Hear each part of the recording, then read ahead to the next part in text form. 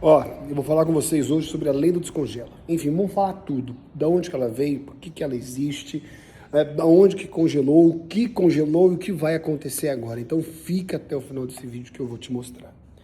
Vamos lá. Primeiro, o que que é o descongela? Lá em 2020, quando a pandemia iniciou, o governo federal criou uma lei que vetava os municípios de fazer um monte de coisa. E dentre eles existia o congelamento de benefícios do servidor público, que eram progressão, ascensão, licença-prêmio, enfim, gratificações, anuênio, quinquênio, tudo isso.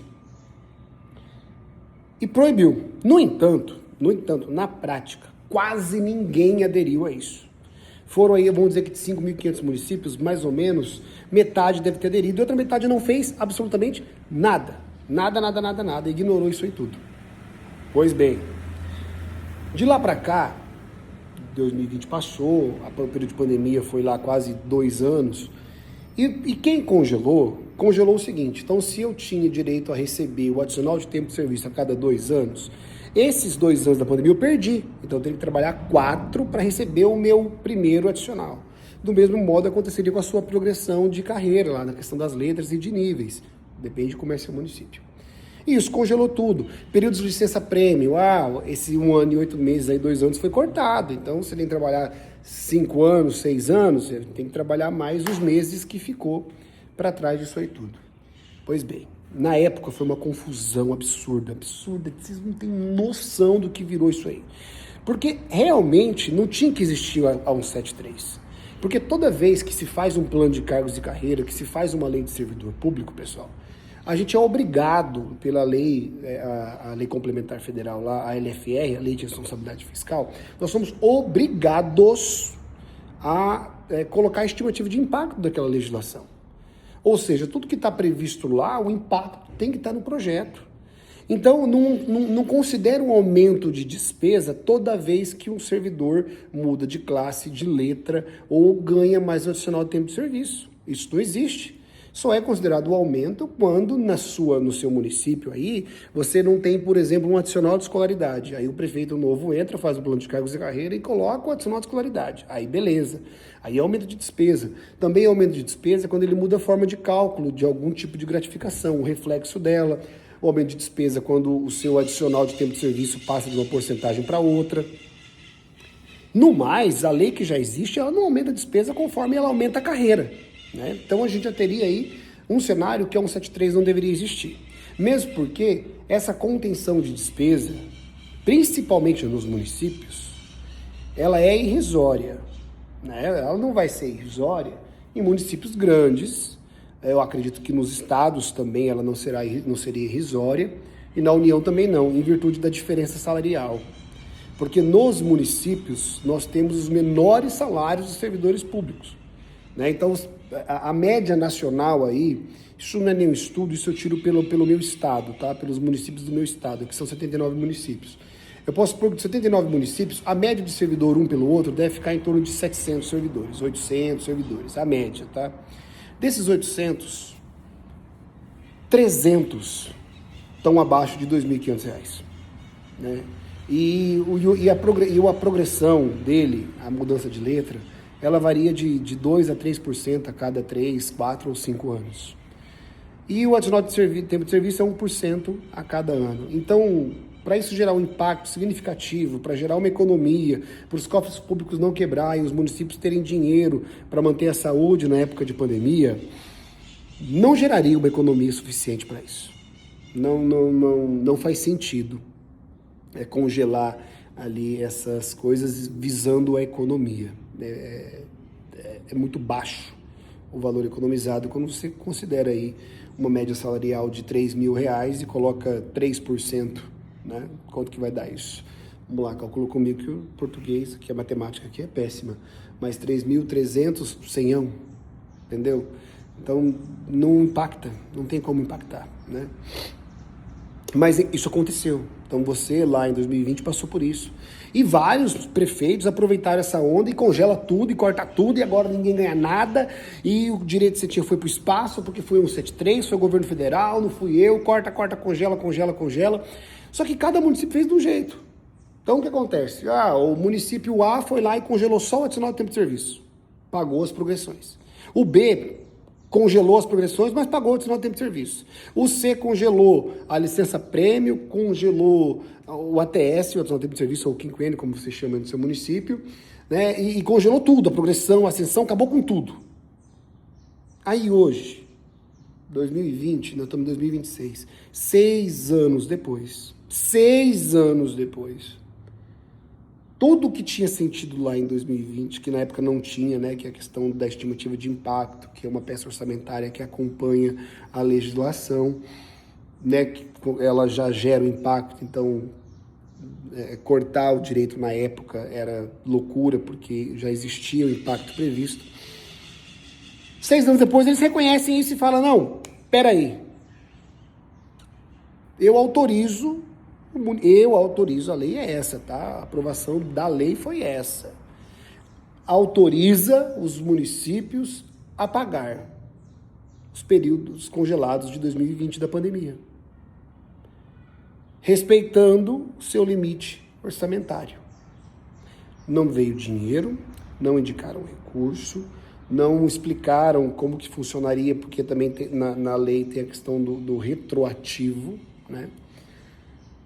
Não explicaram como vai funcionar, se tem que ser parcelado, se tem que ser à vista. No frigir dos ovos, o que foi feito vai fazer com que você vá brigar com o seu executivo aí, local, para que ele crie uma legislação para pagar esse período da pandemia que ficou congelado, esses quase 2 anos que ficaram congelados da pandemia. Como vai funcionar isso? Ninguém sabe, porque cada executivo vai fazer a sua norma de como pagar as pessoas e como enquadrar os servidores agora, né? Porque, eu tenho 6 anos de serviço, minha progressão é a cada 3 anos, hoje eu estou na letra A, era para eu estar na B. Ele vai me jogar para B, beleza, me jogou para B. E o retroativo? Como vai funcionar o retroativo? Porque aí o retroativo vai ter o retroativo de quantos anos? De 3 anos que vai ter que ser calculado, mês a mês, e as horas extras que você recebeu nesse período, e o 13º que você recebeu nesse período, e a gratificação que você recebeu nesse período, e tudo que você recebeu nesse período, que era com base no seu vencimento base, que teria que ter sido alterado e não foi. Pois bem, isso não foi explicado na lei e não será, tá, pessoal? Você, servidor, gestor que quer fazer isso, vai ter que sentar, vai ter que criar uma norma, uma legislação, chamar servidor para conversar, chamar a contabilidade para conversar e criar um cronograma de pagamento para mandar uma legislação para a Câmara autorizar esse tipo de negociação, né? Porque afinal reconhecer o erro, o executivo ele pode fazer a qualquer momento, mas pagar o retroativo é algo muito complicado no Poder Executivo, certo? Então, o cenário é esse, pessoal. Nós não temos ainda um bolo de aniversário que a gente pode fazer assim, parabéns, está tudo resolvido. Não está. Tá? Não está, não adianta a gente gritar, a gente ficar feliz, a gente ainda precisa continuar buscando meios para resolver isso. Então, assim, hoje, a maioria dos nossos estados já descongelou, isso já acabou nos nossos estados, eles já voltaram a pagar normal de todo mundo. Aonde teve plano de cargos e carreira também já desconsiderou esse negócio, que reenquadrou todo mundo no tempo de serviço devido, e nas tabelas também. Mas tem muito lugar que não, cara, tem muito lugar que o pessoal tá quieto e o servidor não recebeu nada. O servidor tá lá esperando a progressão, a ascensão, o tempo de serviço, que não veio. Então, nesses casos específicos, é sentar o executivo junto com a sua procuradoria, com as suas assessorias, e encontrar uma forma de pagar esses servidores. De que forma vai calcular esse retroativo, do que vai incidir esse reflexo, como nós vamos enquadrar daqui para frente.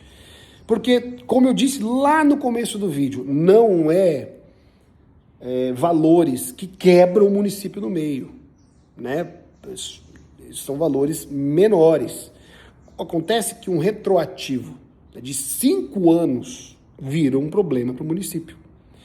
Então, o que foi criado aí é uma ferramenta que a gente vai utilizar enquanto executivo para poder levar para a Câmara poder autorizar, né, um parcelamento para quem quiser, porque o prefeito tem que querer, pessoal.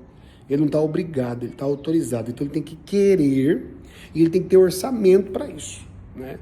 Aí você já vai barrar naquela questão de que hoje os municípios estão sofrendo com queda de arrecadação. Mas fazer o quê, né? A gente tem que acreditar que as coisas vão melhorar sempre, né? Então, para a gente encerrar esse vídeo, pega essa legislação onde tem esse problema, leva para o seu executivo, protocola um pedido na Câmara de apoio nessa demanda,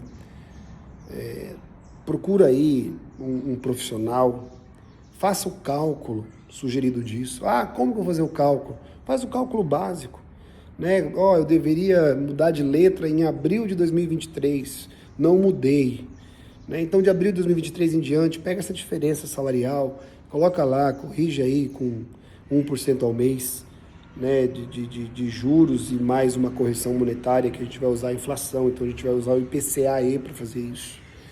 Né? Apresenta um pedido de cálculo já para o executivo, né? Deixa ele ciente de quanto ele vai gastar mais ou menos, né? E vamos para cima, galera, porque acreditar que as coisas sempre vão melhorar, acreditar que os prefeitos vão ter boa vontade de fazer isso onde eles não fizeram, porque, como a gente sabe, muitos já fizeram, e aproveitar essa legislação para dizer que, pelo menos o nosso direito foi reconhecido, né? Então, o servidor que foi lesionado, ele vai poder bater na tecla agora e dizer, autorização o senhor tem. Então, eu não preciso discutir se eu tenho direito ou não aquele período. Você tem o direito. Então, a lei foi bom para isso, para dizer que o direito você tem. No entanto, ela não foi clara nas ferramentas que ela vai utilizar. E ela foi uma lei meramente autorizativa. Então, é o que nós temos para hoje.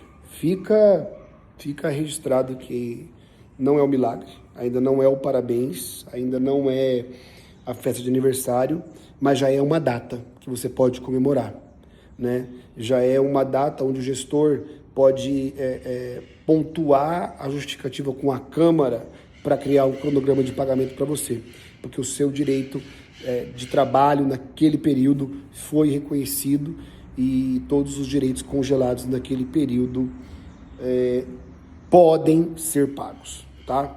Então, tamo junto e até o próximo vídeo. Eu criei um curso de sobrevivência do servidor público. Nesse treinamento, você vai entender como agir em casos de perseguição, em casos de PAD, em casos de doenças não respeitadas e aquela falta de valorização que eu sei que você sofre aí. Comenta aqui embaixo o manual que eu te envio o link.